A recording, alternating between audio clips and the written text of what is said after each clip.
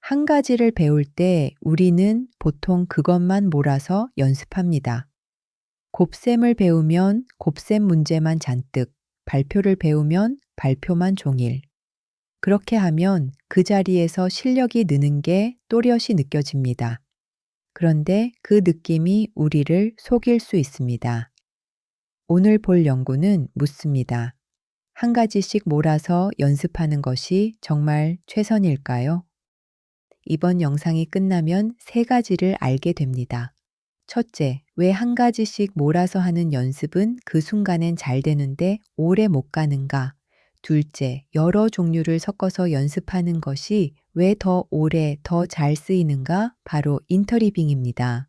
셋째, 우리 조직의 훈련과 실습을 어떻게 다시 짤 것인가입니다. 오늘의 핵심 주장입니다. 한 가지만 몰아서 반복하면 지금은 잘하는 것처럼 보입니다. 하지만 여러 종류를 섞어서 연습하면 당장은 더 헤매도 나중에 실전에서 훨씬 잘 꺼냈습니다. 연습을 일부러 조금 더 어렵게 섞는 것, 그것이 진짜 실력을 만듭니다.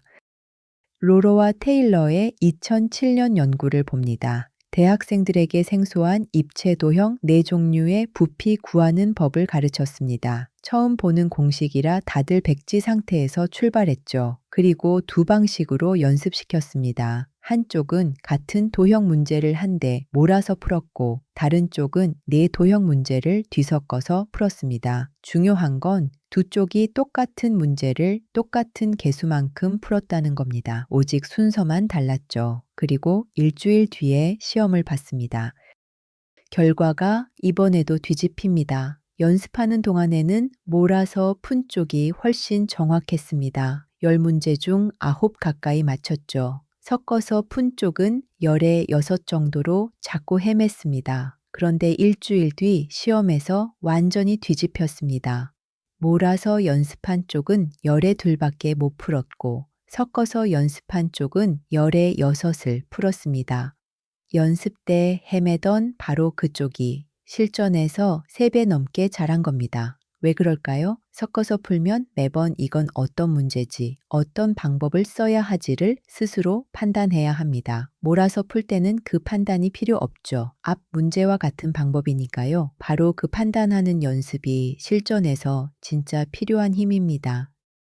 이 현상은 두 가지로 설명됩니다. 하나는 판별 학습입니다. 여러 종류를 섞으면 문제마다 이게 뭔지 구별하는 눈이 길러집니다. 실전에서는 문제가 종류별로 친절하게 묶여 나오지 않으니까요. 다른 하나는 지난 편들에서 이어지는 바람직한 어려움입니다. 섞어서 연습하면 매번 방법을 새로 떠올려야 해서 더 어렵습니다. 그 작은 어려움이 기억과 실력을 더 단단하게 만듭니다. 즉, 인터리빙은 인출 연습과 한 몸입니다. 이 결과도 이 한 편만의 이야기가 아닙니다. 수학뿐 아니라 미술, 양식 구별하기, 운동 기술 익히기, 진단 훈련 같은 여러 분야에서 섞어서 연습한 쪽이 몰아서 한쪽보다 나중에 더 잘한다는 결과가 반복해서 나왔습니다. 인터리빙 효과는 점점 더 탄탄하게 쌓이고 있는 원리입니다. 그렇다면 무엇을 해야 할까요? 핵심은 한 번에 한 가지씩이 아니라 섞어서 훈련하자입니다. 첫째, 한 주제만 몰아서 끝내지 말고 여러 주제를 번갈아 배치하세요. 둘째, 실습 문제를 종류별로 묶지 말고 섞어서 내세요. 실전은 원래 섞여 있으니까요. 셋째, 연습 중에 헤매는 걸 실패로 보지 마세요. 그 헤맴이 판단하는 근육을 키우는 과정입니다. 넷째, 지난 편들의 간격 반복, 인출 연습과 함께 쓰세요. 강약을 두고 떠올리게 하고 섞어서 이 셋이 함께 갈 때 가장 강합니다.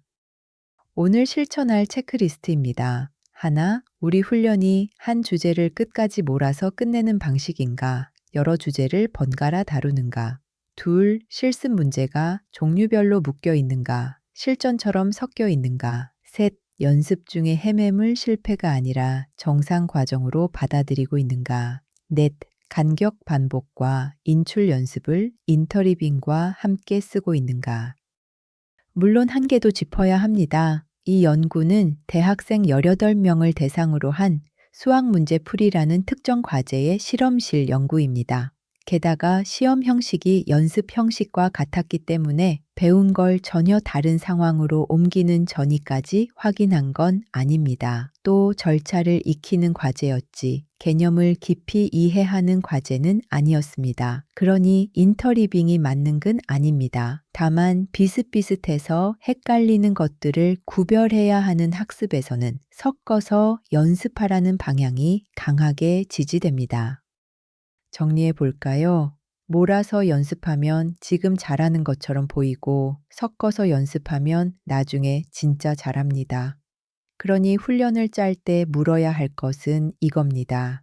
우리는 지금의 매끄러움을 위해 가르치는가 아니면 실전의 실력을 위해 가르치는가 편하게 몰아서가 아니라 조금 불편해도 섞어서 오늘의 마이크로 러닝은 여기까지입니다.